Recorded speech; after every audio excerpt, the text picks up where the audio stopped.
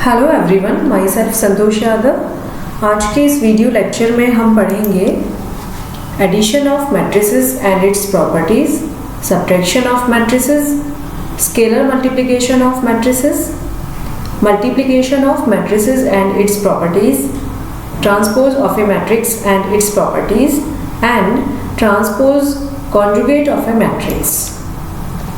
तो आइए स्टार्ट करते हैं एडिशन ऑफ मैट्रिसेस से। Let A and B be any two matrices of same order, then their sum represented by A plus B is obtained by adding their corresponding elements. यदि हमारे पास कोई दो matrix हैं जिनको हम कह रहे हैं A and B और वो यदि सेम ऑर्डर की हैं तो हम उनके सम को या उनके एडिशन को A plus B से रिप्रेजेंट करते हैं। और हम उनका सम कैसे निकाल सकते हैं?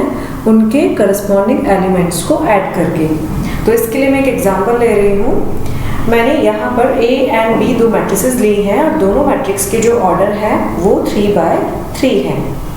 फर्स्ट मैट्रिक्स A में नंबर ऑफ रोज है, देखिए 1, 2 and 3 and number of columns है 1, 2 एंड 3। तो इसका ऑर्डर हुआ 3/3। सेकेंड मैट्रिक्स B में फर्स्ट रो है 1, 2, 5, सेकेंड रो है 0, 3, 3 एंड थर्ड रो है 3, 4, 0। तो यहाँ पर हम लिखेंगे 3 और कॉलम है, पहला कॉलम है 1, 0, 3, दूसरा कॉलम है 2, 3, 4 एंड थर्ड कॉलम है 5, 3, 0। तो यहाँ पर लिखेंगे नंबर ऑफ कॉलम्स 3। तो इसका ऑर्डर हो जाएगा 3/3। तो यहाँ पर जो दोनों मैट्रिक्स हैं A एंड B वो सेम ऑर्डर की हैं, तो हम इनका एडिशन या इनका सम फाइंड आउट कर सकते हैं और हम रिप्रेजेंट करेंगे उस सम को A प्लस B से। तो यहाँ पर मैंने A मैट्रिक्स पुट की है और यहाँ पर B मैट्रिक्स पुट की है। तो इनको ऐड करने के लिए हम इनके करस्पॉन्डिंग एलिमेंट्स को ऐड करेंगे। देखिए फर्स्ट मैट्रिक्स में हमारा A11 पोजीशन पर एलिमेंट है 2। A11 means first row first column का एलिमेंट, तो A में है ये 2। B मैट्रिक्स में A11 पोजीशन का एलिमेंट है 1। तो हमें दोनों मैट्रिक्स का सम फाइंड आउट करने के लिए इन दोनों एलिमेंट को ऐड करना पड़ेगा। तो देखिए ये 2 + 1 हम यहाँ पर A11 पोजीशन की जगह लिख देंगे। इसी तरीके से A12 पोजीशन पर है A मैट्रिक्स में 3 और B मैट्रिक्स में A12 पोजीशन पर है 2। तो इन दोनों का सम हम यहाँ A12 पोजीशन पर लिख देंगे। फिर A13 पोजीशन पे है 4 A मैट्रिक्स में और B मैट्रिक्स में A13 पोजीशन पर है 5। तो दोनों के सम को हम जो नई मैट्रिक्स बना रहे हैं A13 पोजीशन पर यहाँ लिख देंगे। इस तरीके से हम अपने इस मैट्रिक्स को कंप्लीट कर लेंगे और इसको सिंप्लीफाई करके हमारे पास मैट्रिक्स आ जाती है 3, 5, 9, 4, 4, 8 एंड 9, 6, 3। तो ये जो मैट्रिक्स फाइंड आउट होके आएगी ये भी उसी ऑर्डर की होगी जिस ऑर्डर की हमारे पास A एंड B मैट्रिक्स थे। अब आती है प्रॉपर्टीज ऑफ मैट्रिक्स एडिशन। तो इसमें सबसे पहली प्रॉपर्टी है कम्यूटेटिव लॉ। इसको हम हिंदी में कहते हैं क्रमविन्मय नियम। If A and B be any two matrices of same order, then A plus B equals to B plus A. अगर हमारे पास A and B कोई दो सेम ऑर्डर की मैट्रिक्स हैं तो यदि हम A plus B find out करते हैं तो वो हमेशा इक्वल होगा B plus A के। इसका मतलब A को B में ऐड करें या B को A में ऐड करें तो जो हमारा एडिशन होगा वो हमेशा इक्वल होगा। नेक्स्ट लॉ है associative law. If A, B and C be any three matrices of same order, then A plus B plus C equals to A plus B plus C. यदि हमारे पास A, B, C कोई तीन matrices हैं और वो तीनों same order की matrix हैं तो हम A मैट्रिक्स में यदि B और C का सम ऐड करते हैं तो वो हमेशा इक्वल होगा, जबकि हम A और B मैट्रिक्स के सम में C मैट्रिक्स का सम करते हैं। Next is existence of additive identity. A be any matrix of order m by n, then A plus null matrix is equal to A equals to null matrix plus A।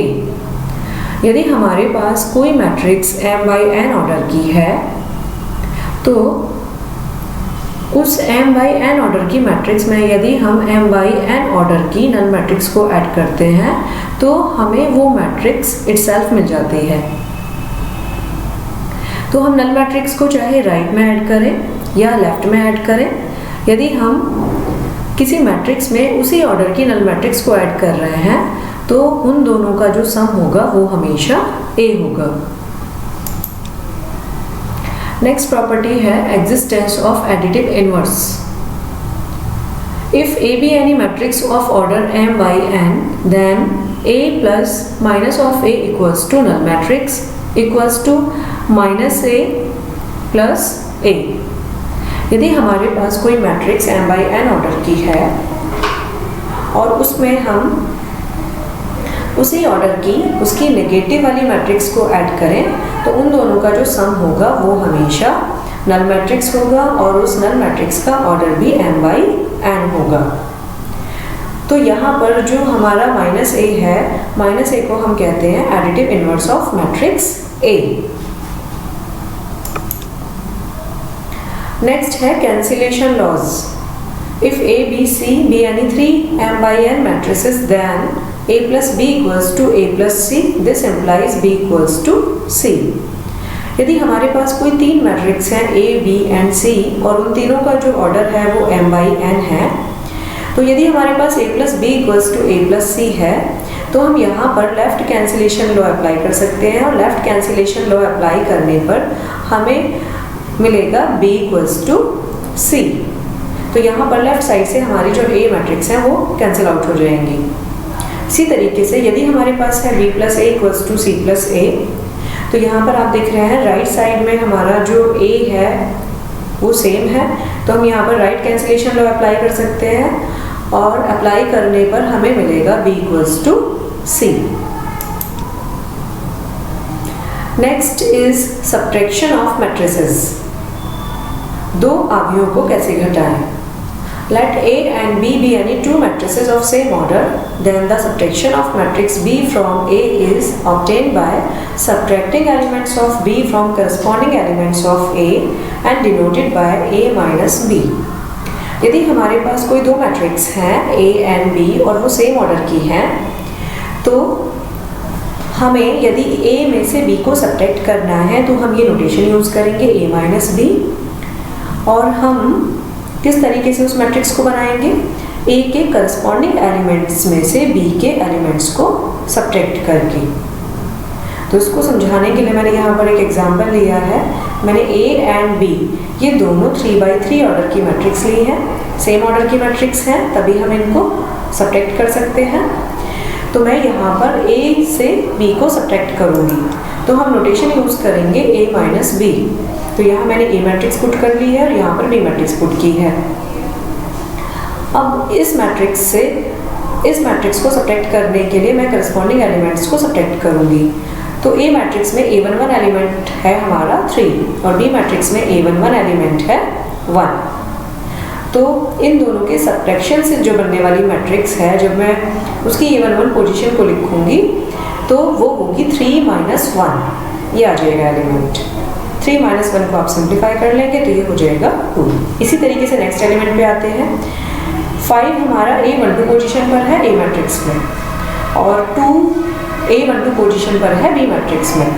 तो जब हम A minus B form करके एक नई matrix बना रहे हैं तो जो हमारी A12 पोजीशन होगी वहाँ पर एलिमेंट हो जाएगा 5 माइनस 2।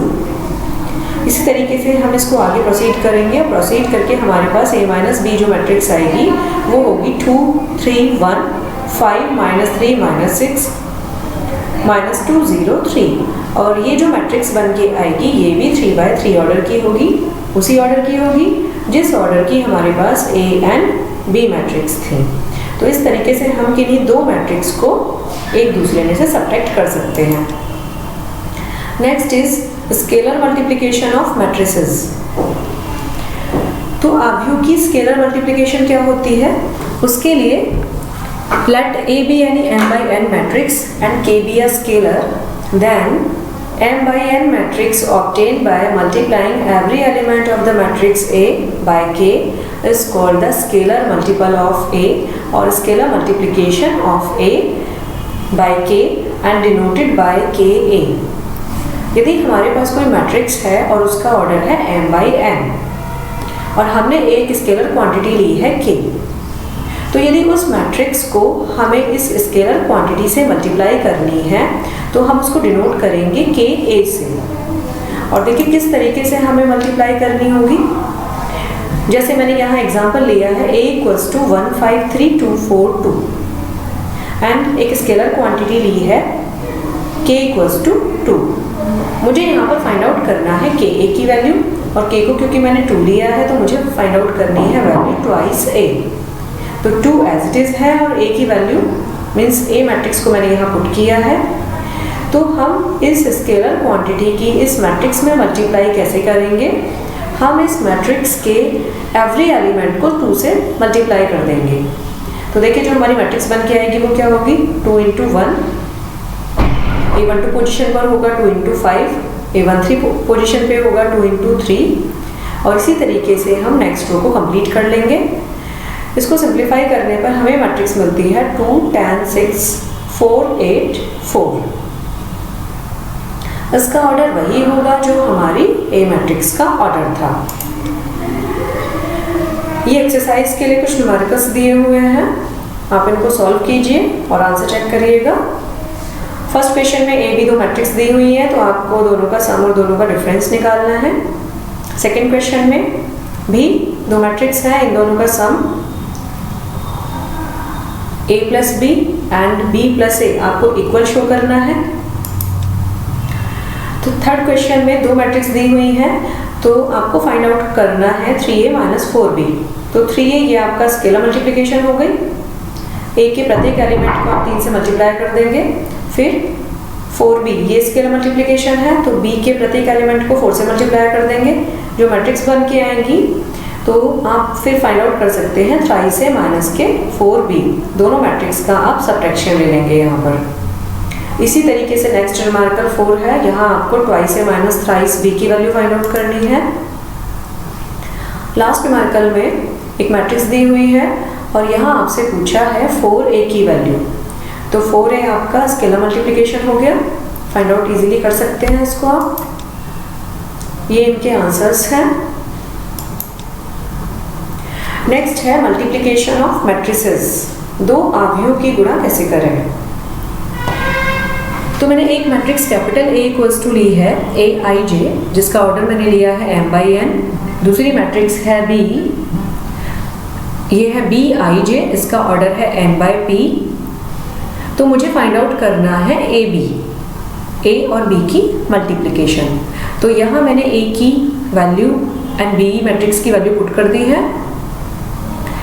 तो हमें AB की मल्टीप्लाई निकालने के लिए सबसे पहले ये चेक करना होगा कि क्या AB की मल्टीप्लाई वास्तव में हो पा रही है। तो इसके लिए हमारे पास एक कंडीशन है, A की B में मल्टीप्लाई तभी पॉसिबल है जब A के कॉलम की संख्या B की रोज की संख्या के इक्वल होगी। तो देखिए ये हमारी A मैट्रिक्स है, यहाँ पर इसके जो कॉलम की संख्या है वो है n और जो B मैट्रिक्स है उसमें रोज की संख्या है n।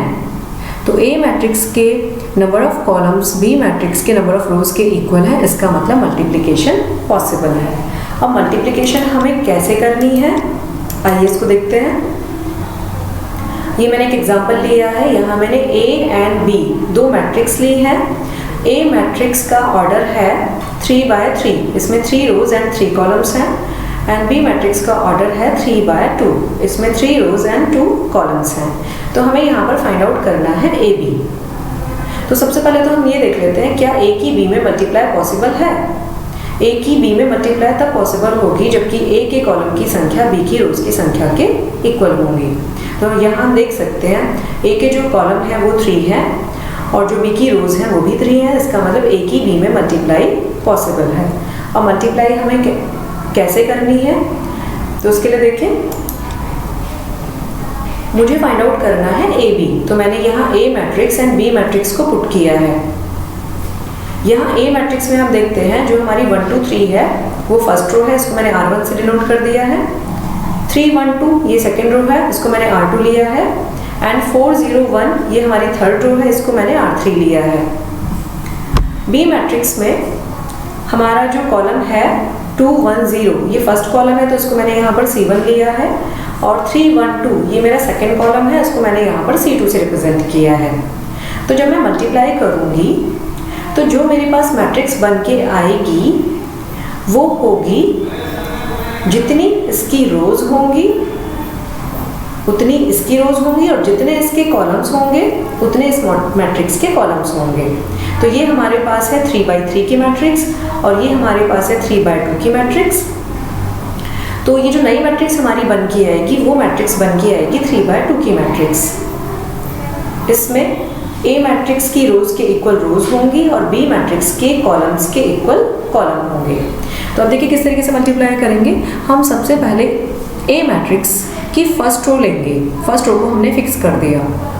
अब इसको हमें बी मैट्रिक्स के सभी कॉलम के साथ लेना है 1 बाय 1। तो मैं R1 को सबसे पहले लूँगी C1 के साथ, तो ये मल्टीप्लाई करके यहाँ आ जाएगा R1 C1। देन मैं R1 को लूँगी C2 के साथ, तो यहाँ हो जाएगा R1 C2। अब मेरे पास यदि कोई और कॉलम होता तो मैं इसको यहाँ पर इस पोजीशन पर लिखती चली जाती और ये मेरी रो कंप्लीट हो जाती। R1 को लेके हमारा काम पूरा हो चुका है। अब हम लेंगे R2 को, तो यहाँ मैंने इस बार R2 को फिक्स कर दिया। अब इसको मुझे बी मैट्रिक्स के सभी कॉलम्स के साथ लेना है। तो बी मैट्रिक्स के मेरे पास कॉलम है C1 एंड C2। तो सबसे पहले हम R2 को लेंगे C1 के साथ, तो यहाँ आ जाएगा R2 C1। फिर R2 को लेंगे हम C2 के साथ, तो यहाँ हो जाएगा R2 C2। अब हम R3 को लेते हैं, R3 को C1 के साथ लेंगे, तो यहाँ होगा R3 C1। फिर R3 को हम लेंगे C2 के साथ, तो यहाँ हो जाएगा R3 C2। और हम किस तरीके से मल्टीप्लाई करेंगे, जब यहाँ हम एलिमेंट ले रहे हैं R1 C1, तो ये फर्स्ट रो की हमने फर्स्ट कॉलम में मल्टीप्लाई की है। तो हम इस तरीके से मल्टीप्लाई करेंगे 1 × 2 प्लस 2 × 1 प्लस 3 × 0। इसको मैंने नेक्स्ट स्लाइड में समझाया है। देखिए मैंने फर्स्ट मैट्रिक्स की जो फर्स्ट रो थी 1 2 3 वो यहाँ लिखी है, और जो सेकंड मैट्रिक्स का फर्स्ट कॉलम था 2 1 0 वो मैंने यहाँ लिखा है। तो ये हो गया आपका R1 और ये हो गया आपका C1। तो जब हम मल्टीप्लाई करेंगे तो किस तरीके से लेना है, 1 × 2 प्लस 2 × 1 प्लस 3 × 0। नेक्स्ट ये हमारा R1 है 1 2 3, और ये हमारा C2 है 3 1 2। तो यहाँ जब हम इन दोनों की मल्टीप्लाई करेंगे R1 C2 की, तो हमें लेना होगा 1 × 3 प्लस 2 × 1 प्लस 3 × 2। इस तरीके से हम R1 C2 वाले एलिमेंट को लिख लेंगे।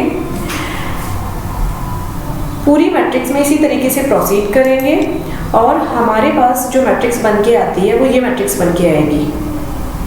इसको हम सिंप्लीफाइड फॉर्म में लिख देंगे, ये कैलकुलेशन कर लेंगे, और हमारे पास जो मैट्रिक्स बन के आती है 4 11 7 14 8 14, ये मैट्रिक्स होगी 3/2 ऑर्डर की। यहाँ एक नेक्स्ट एग्जाम्पल लिया है मल्टीप्लिकेशन को समझाने के लिए।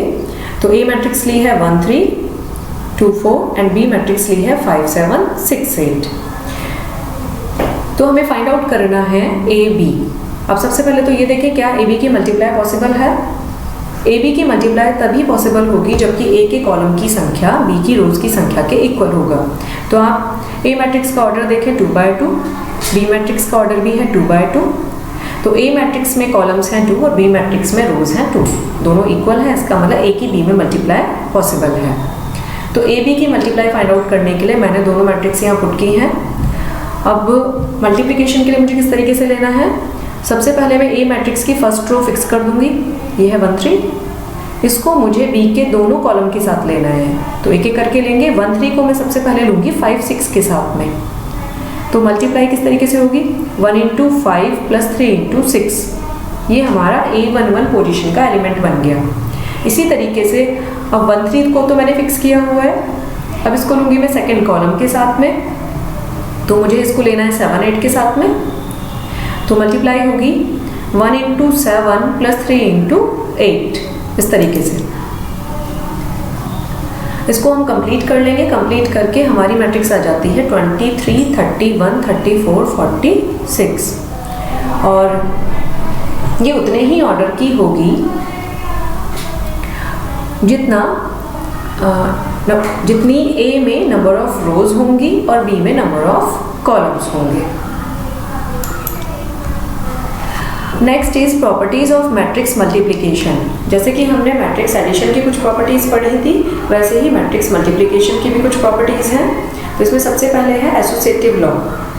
If A, B and C be any three matrices of type m by n, n by p and p by q respectively, then a b c equals to a b c। यदि हमारे पास तीन matrix हैं a b c और उनका order है m by n, n by p and p by q respectively, तो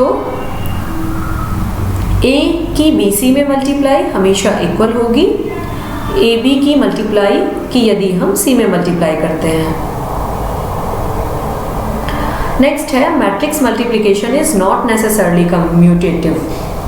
जैसे कि हमने मैट्रिक्स एडिशन में पढ़ा था, मैट्रिक्स एडिशन ऑलवेज कम्यूटेटिव होता है, means a plus b equals to b plus a. आप a को b में ऐड करिए या b को a में ऐड करिए, कोई फर्क नहीं पड़ता, दोनों हमेशा इक्वल होंगी। बट यहाँ ऐसा नहीं है। यदि आप a की b में मल्टीप्लिकेशन कर पा रहे हैं तो ये ज़रूरी नहीं है कि b की भी a में मल्टीप्लाई हो जाए। इसका मतलब ये ज़रूरी नहीं है कि ए बी हमेशा इक्वल हो बी ए के, तो हो भी सकती है और नहीं भी। नेक्स्ट है existence of multiplicative identity. If A be any matrix of order m by n, then a i equals to a equals to i a। यदि हमारे पास कोई मैट्रिक्स A है और उसका ऑर्डर m by n है, तो उस मैट्रिक्स की यदि हम एक यूनिट मैट्रिक्स या आइडेंटिटी मैट्रिक्स जो कि n by n ऑर्डर की है मल्टीप्लाई करते हैं, तो इन दोनों की मल्टीप्लिकेशन करने पर हमें हमेशा मिलेगा A। तो हम आइडेंटिटी मैट्रिक्स जो कि हमने n by n ऑर्डर की ली है, उसकी चाहे हम राइट साइड में मल्टीप्लाई करें A के या लेफ्ट साइड में मल्टीप्लाई करते हैं, तो मल्टीप्लाई करने पर हमें A मैट्रिक्स इटसेल्फ मिल जाएगी। तो यहाँ पर I को हम कहते हैं आइडेंटिटी एलिमेंट। ये एक्सरसाइज है। फर्स्ट न्यूमेरिकल में दो मैट्रिक्स गिवन है, आपको शो करना है ए बी इक्वल नहीं है बी ए के। सेकेंड क्वेश्चन में ए बी दो मैट्रिक्स हैं, तो आपको ए बी एंड बी ए दोनों की वैल्यू फाइंड आउट करनी है। थर्ड क्वेश्चन में ए दिया हुआ है, फाइंड आपको करना है ए स्क्वायर की वैल्यू। तो ए स्क्वायर कैसे फाइंड आउट करेंगे, ए की ए में मल्टीप्लाई करके देख लेंगे। फोर्थ क्वेश्चन में ए एंड बी दो मैट्रिक्स दी हुई हैं, 2 by 2 ऑर्डर की हैं दोनों, तो आपको शो करना है A B is equal to B A. तो ए बी की मल्टीप्लाई करेंगे, बी ए की मल्टीप्लाई करेंगे, वो दोनों आपकी इक्वल आ जाएंगी। फिफ्थ क्वेश्चन में ए दिया हुआ है, आपको शो करना है A square minus 5a plus 7i equals to null matrix. ये यहाँ पर नल मैट्रिक्स है क्योंकि लेफ्ट साइड में ए आपकी एक मैट्रिक्स है, 5a आपकी स्केलर मल्टीप्लिकेशन हो गई, तो 5 की a में मल्टीप्लाई करेंगे तो ये एक मैट्रिक्स आएगी। यहाँ a की a में मल्टीप्लाई करेंगे तो a स्क्वायर मिल जाएगा, वो भी एक मैट्रिक्स होगी। अब a स्क्वायर में से 5a सब्ट्रैक्ट करेंगे तो ये भी आपकी एक मैट्रिक्स फाइंड आउट होके आएगी। फिर यहाँ 7 की मल्टीप्लाई आपकी आइडेंटिटी मैट्रिक्स में हो रही है, तो ये स्केलर मल्टीप्लिकेशन हो गई, तो ये भी एक मैट्रिक्स निकल के आएगी। तो जब इस मैट्रिक्स को मैं यहाँ इस मैट्रिक्स में ऐड करूँगी तो ये एक मैट्रिक्स होगी। इसका मतलब लेफ्ट साइड जब हमारी मैट्रिक्स है तो राइट साइड भी हमारी मैट्रिक्स है, तो ये आपका जीरो नहीं है, this is a null matrix. Sixth question में ए मैट्रिक्स गिवन है 3 by 3 ऑर्डर की, और आपको फाइंड आउट करना है A square minus 5a plus 2i की वैल्यू। लास्ट क्वेश्चन में आपको गिवन है दो मैट्रिक्स की मल्टीप्लिकेशन इक्वल है राइट साइड की मैट्रिक्स के, तो आपको वैल्यू फाइंड आउट करनी है एक्स वाई की। तो आप यहाँ पर लेफ्ट साइड में दोनों मैट्रिक्स की मल्टीप्लाई कर दीजिएगा, तो ये आपकी एक मैट्रिक्स आ जाएगी। ये मैट्रिक्स राइट साइड वाली मैट्रिक्स के इक्वल होगी, तो हम प्रॉपर्टी लगा देंगे इक्वलिटी वाली।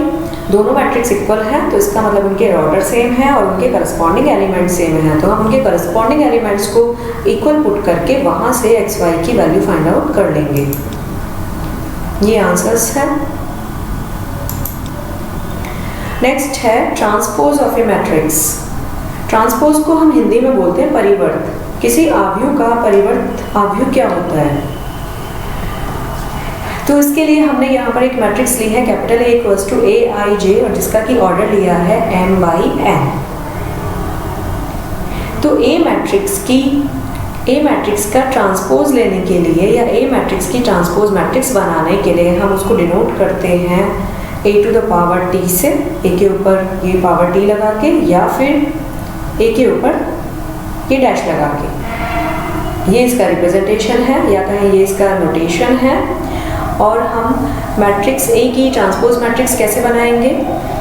A मैट्रिक्स का ऑर्डर है m/n, तो जो हमारी ट्रांसपोज मैट्रिक्स आएगी वो आएगी हमारी रिवर्स ऑर्डर की। m/n ऑर्डर A मैट्रिक्स का है, तो ट्रांसपोज मैट्रिक्स का जो ऑर्डर होगा वो होगा n/m। तो ये मैट्रिक्स कैसे बनेगी? हमें A मैट्रिक्स की रोज को कॉलम्स में या कॉलम्स को रोज में इंटरचेंज करना है, तो हमें A मैट्रिक्स की ट्रांसपोज मैट्रिक्स मिल जाएगी। ये यहाँ पर मैंने A मैट्रिक्स ली है, ये आपकी 3/4 ऑर्डर की है। इसमें 3 रोज हैं, 1 2 3 एंड ये 4 कॉलम्स हैं, 1 2 3 4। तो मुझे इसकी ट्रांसपोज मैट्रिक्स फाइंड आउट करनी है, तो मैं रिप्रेजेंट करूंगी a to the power t से इक्वल्स टू, तो जो ट्रांसपोज मैट्रिक्स आएगी वो आपकी आएगी, ये A मैट्रिक्स है 3/4 ऑर्डर की, तो वो मैट्रिक्स होगी 4/3 ऑर्डर की। इसका मतलब उसमें 4 रो होंगी और 3 कॉलम होंगे। तो हमें कैसे बनानी है? जो हमारी A मैट्रिक्स है उसकी जो भी रोज है उनको कॉलम्स में इंटरचेंज कर दें, या जो भी कॉलम्स हैं उनको रोज में इंटरचेंज कर दें। तो मैंने A मैट्रिक्स की सबसे पहले रो ली, ये है 1 2 3 4। इसको मैंने यहाँ पर कॉलम में कन्वर्ट कर दिया, तो ये हो गया यहाँ पर 1 2 3 4। फिर जो मेरे पास सेकेंड रो है जिसको हम कह रहे हैं यहाँ पर R2, ये है 5 6 7 8। तो हमें ट्रांसपोज मैट्रिक्स का इसको कॉलम बना देना है, तो ये यहाँ पर हो जाएगा 5 6 7 8। ये सेकेंड कॉलम बन गया। अब जो हमारी A मैट्रिक्स की थर्ड रो है उसे हमें ट्रांसपोज मैट्रिक्स का कॉलम में कन्वर्ट कर देना है, तो ये हमारी थर्ड रो है यहाँ पर R3। इसका मतलब ये हमारा कन्वर्ट हो जाएगा C3 में, तो यहाँ आ जाएगा ये 9 0 1 2। ये आपका ट्रांसपोज मैट्रिक्स का ये कॉलम बन गया। तो ये A मैट्रिक्स की ट्रांसपोज मैट्रिक्स निकल के आ गई और इसका ऑर्डर है 4/3। Next, properties of transpose matrix.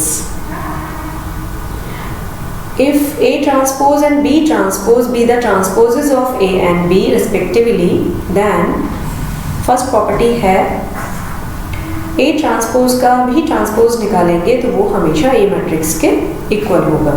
कोई आपको A मैट्रिक्स गिवन है, एक एग्जांपल लेके आप देख सकते हैं।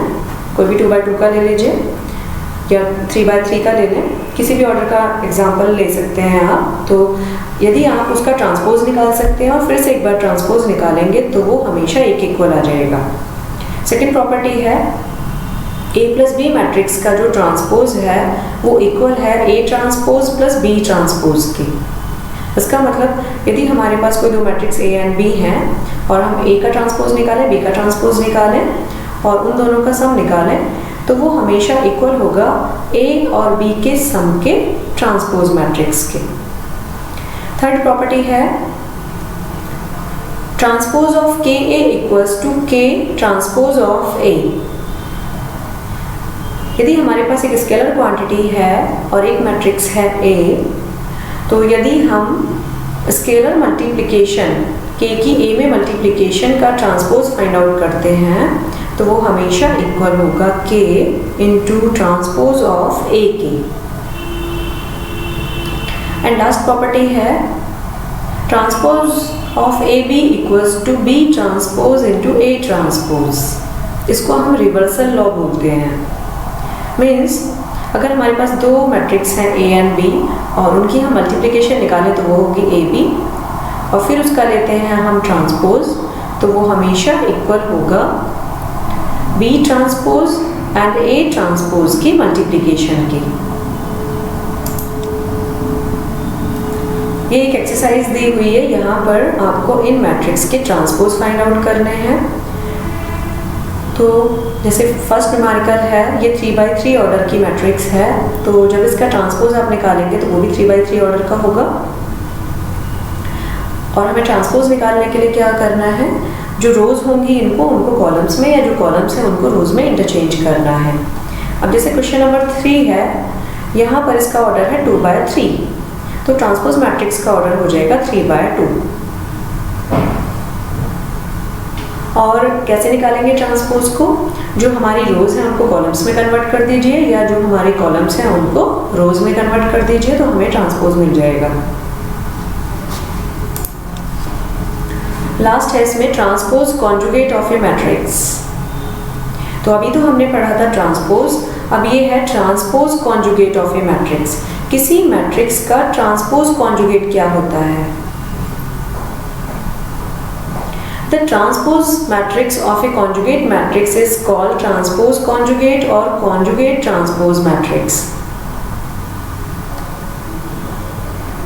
किसी conjugate matrix का जो transpose matrix होती है उसको हम कहते हैं transpose conjugate या फिर conjugate transpose matrix, और हम इसको डिनोट करते हैं A बार इसका ट्रांसपोज या फिर A का ट्रांसपोज, फिर इसकी ये कॉन्जुगेट मैट्रिक्स जिसको हम बार से रिप्रेजेंट कर रहे हैं। यहाँ पे इसके दो सिंबल और भी हैं, a⁻θ से भी रिप्रेजेंट कर सकते हैं, या a के ऊपर स्टार लगा के भी रिप्रेजेंट किया जा सकता है। तो ये आपको एक एग्जांपल से इजीली समझ में आ जाएगा। यहाँ पर एग्जांपल मैंने लिया है a = 1 + i 2 + 3i -i 4 - 2i। यहाँ मैंने a मैट्रिक्स के जो एलिमेंट लिए हैं वो कॉन्जुगेट लिए हैं, क्योंकि यहाँ पर बात हो रही है कॉन्जुगेट की भी। तो अगर कोई complex number z = x + iy है तो उसका जो कॉन्जुगेट होता है वो हम z बार से रिप्रेजेंट करते हैं, और वो होता है x - iy। हमारे इमेजिनरी पार्ट का साइन चेंज कर देते हैं कॉन्जुगेट के अंदर।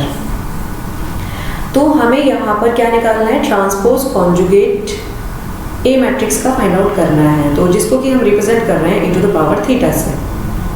तो हम इसको दो तरीके से निकाल सकते हैं। पहले आप कॉन्जुगेट मैट्रिक्स निकालिए, फिर उसका ट्रांसपोज ले लीजिए, या फिर पहले ए का ट्रांसपोज निकालिए फिर उसकी कॉन्जुगेट मैट्रिक्स बना लीजिएगा। तो यहाँ पे 2 वेज हैं, दोनों वेज में से आप कोई भी यूज़ कर सकते हैं। तो हमने यहाँ क्या किया है, हमने यहाँ पर ए की कॉन्जुगेट मैट्रिक्स निकाली है सबसे पहले। तो ए की कॉन्जुगेट मैट्रिक्स निकालने के लिए मैंने ये पार्ट 1 में भी आपको क्लियर किया था किस तरीके से निकालेंगे। बस हमें क्या करना है, ये जो एलिमेंट्स हैं इनकी कॉन्जुगेट टेक करने हैं।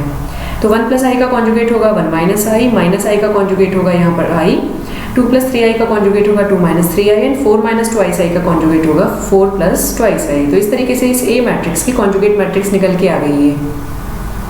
अब इसका ले लेंगे ट्रांसपोज, तो वही हो जाएगा हमारा e⁻θ। तो हमने सबसे पहले निकाला कॉन्जुगेट मैट्रिक्स ऑफ ए, और उसके बाद इस मैट्रिक्स का हम ले लेंगे यहाँ पर ट्रांसपोज। तो यहाँ पावर में आप लिख देंगे t फॉर ट्रांसपोज। तो देखिए क्या करना है, ये जो मैट्रिक्स है आपकी 2/2 की है, तो जब हम इसको रिवर्स करेंगे तो भी 2/2 की रहेगी हमारी। तो इसकी जो रोज है उनको कॉलम्स में कन्वर्ट कर दीजिए, या इसके जो कॉलम्स हैं उनको रोज में कन्वर्ट कर दीजिए। तो मैं रोज को कॉलम्स में कन्वर्ट कर रही हूँ। मैंने यहाँ इसकी first row Lee 1 - i 2 - 3i, ये इसका फर्स्ट कॉलम बन गया 1 - i 2 - 3i। अब मैंने इसकी second row Lee i 4 + 2i, इसको मैंने इसका सेकेंड कॉलम बना दिया i 4 + 2i sin। तो इस तरीके से ये हमारा e⁻θ फाइंड आउट हो जाएगा। एक तरीका और भी बताया है मैंने, आप पहले ए का ट्रांसपोज फाइंड आउट कर लीजिए, फिर उसकी कॉन्जुगेट मैट्रिक्स निकाल लीजिए, तो वो भी सेम इतनी ही आएगी जितनी ये आई है। ये एक्सरसाइज दी है। फर्स्ट न्यूमेरिकल में आपको e⁻θ फाइंड आउट करना है, जबकि ए गिवन है। तो आप क्या करेंगे, पहले ट्रांसपोज निकालिए फिर उसकी कॉन्जुगेट मैट्रिक्स निकालिएगा, या फिर पहले कॉन्जुगेट मैट्रिक्स निकालिए फिर उसका ट्रांसपोज ले लीजिएगा, तो आपका e⁻θ निकल के आ जाएगा। सेकेंड क्वेश्चन में भी हमें सेम करना है, e⁻θ निकालना है।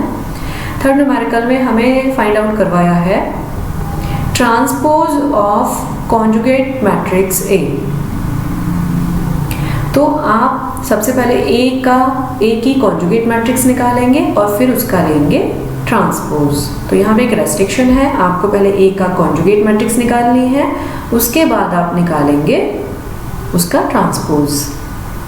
हालांकि ये इक्वल किसके होता है, आप पहले ए का ट्रांसपोज निकालें और फिर उसकी कॉन्जुगेट मैट्रिक्स निकालें तो ये उसी के इक्वल होगा। बट क्योंकि यहाँ पे नोटेशन दिया हुआ है तो आपको पहले यहाँ पर ए की कॉन्जुगेट मैट्रिक्स निकालनी है और फिर उसका ट्रांसपोज लेना है। ये आंसर्स हैं। Thank you.